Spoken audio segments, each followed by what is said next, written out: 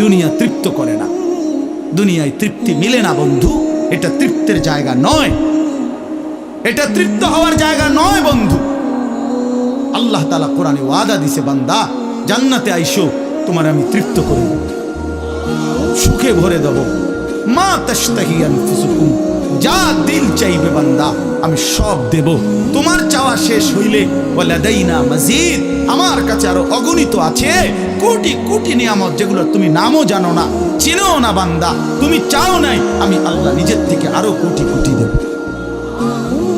তুমি আইসো বান্দা, তুমি জান্নাতে আসো, তুমি সবর করো, অপেক্ষা করো। আল্লাহ আমাকে বুঝার তৌফিক দান করে, সবাইকে বুঝার তৌফিক দান। আপনাদের এই মাহফিল আমি শুরু থেকেই বললাম কষ্টের আয়োজন। কষ্ট করে ভাবেন, নিজের ফিকির করেন, নিজের ভালো নিজের কল্যাণ ভাবতে শিখেন। আমি যে আয়াতগুলো পড়ছি এবার তর্জমা শুনেন, তাইলে আমার কথা শেষ। আয়াতগুলো মূল বক্তব্য হলো আল্লাহ তাআলা বলছেন এই পৃথিবী একদিন শেষ হবে, হাসরের মাঠ কায়েম হবে, মানুষগুলোর দুইটা অবস্থা হবে, কিছু আমার প্রিয় বান্দা হবে, কিছু নাফরমান বান্দা হবে। আল্লাহ তাআলা এই কথাটা খুব গুরুত্ব দিয়া কোরআনে বুঝাইছে, বান্দা এই রং রসের এই সৌন্দর্যময় পৃথিবী তোমার কাছে যত লোভনীয়ই মনে হোক, আকর্ষণীয় মনে হোক, তবে এটা নিশ্চিত যে তুমিও থাকবা না, দুনিয়াও থাকবে না। এই কথাটা মনে রাখো বান্দা। এটা যদি মনে রাখতে পারো তো জিন্দেগি সুন্দর হবে, জীবন সুন্দর হবে। এই জন্য কোরআনুল কারীমে আল্লাহ তাআলা খুব এই কথাটা বুঝাইতে চাইছে, বান্দা এই এত সুন্দর পৃথিবী দেখে তুমি যতই বিমোহিত হও, মুগ্ধ হও, তো মনে রাখো এটা থাকবে না, আমি একদিন ভেঙে ফেলব। ইদাস সামাউন ফাতারাত, আসমান ভেঙে চুরচুর হবে।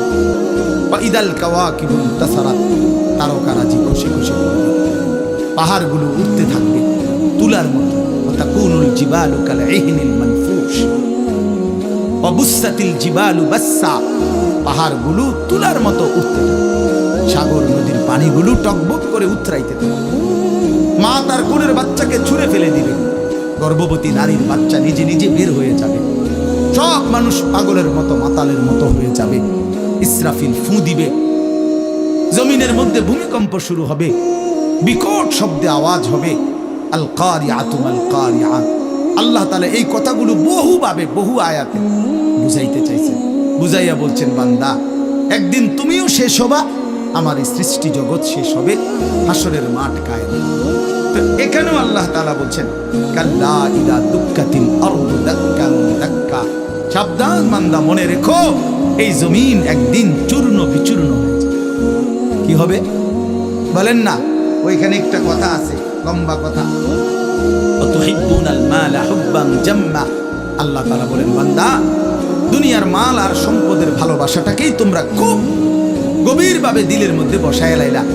তবে মনে রাখো, দুনিয়াকে তুমি যত ভালোবাসো, যত মজবুত করো, যত বিল্ডিং, যত ফাইলিং, যত মজবুতই হোক না কেন, এটাই মনে রাখো আমি আল্লাহ এই জমিন, এই সৃষ্টি একদিন ভেঙ্গে চুরে তছনছ করে চূর্ণ বিচূর্ণ হয়ে যাবে। কাল্লা ইদা দুক্কাতিল আরদু দাক্কান দাক্কা। এরপরে হাসরের মাঠ কায়েম হবে। তো হাসরের মাঠের দৃশ্যটা আল্লাহ তুলে ধরছে যে হাসরের মাঠ কায়েম হবে, মানুষগুলো সব দাঁড়ানো থাকবে, আদম থেকে ইসরাফিলের ফু পর্যন্ত।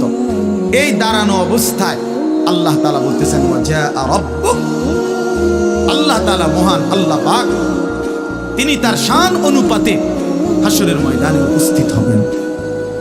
ওয়াল মালাকু সাফফান সাফফা, কোটি কোটি ফেরেশতা সারিবদ্ধভাবে লাইন ধরে দাঁড়াবে, চারদিকে কোটি কোটি ফেরেশতা, মহান আল্লাহ পাক উপস্থিত, আর মানুষগুলো সব দাঁড়ানো। এই কল্পনা করো হাসরের মাঠ। এবার কি হবে? আল্লাহ বলেন, ওয়াজিআ ইয়াউমা ইদিন জাহান্নাম। এই অবস্থায় ফেরেশতারা জাহান্নামকে ৭০,০০০ আগুনের শেকল দিয়ে টেনে হাসরের ময়দানে উপস্থিত হবে। মানুষগুলো সচক্ষে জাহান্নামকে দেখবে।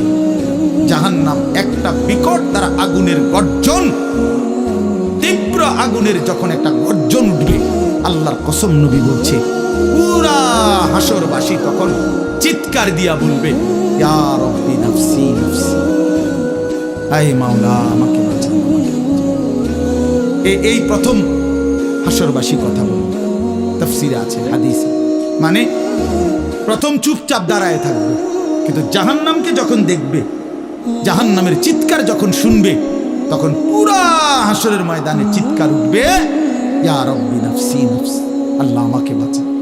নবী সাল্লাল্লাহু আলাইহি ওয়াসাল্লাম বলেন, আল্লাহ তাআলা ফেরেশতারা যেন দেখাই দিবে ইব্রাহিম আলাইহিস সালামকে, ওই যে আপনার ছেলে ইসমাঈল, তার ব্যাপারে কিছু বলবেন।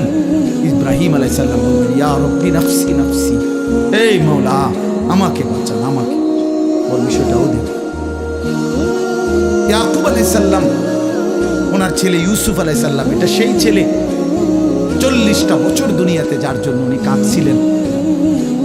ফেরেশতারা বলবো, ওই যে ইউসুফকে দেখা যায়, তার ব্যাপারে কিছু বলবেন।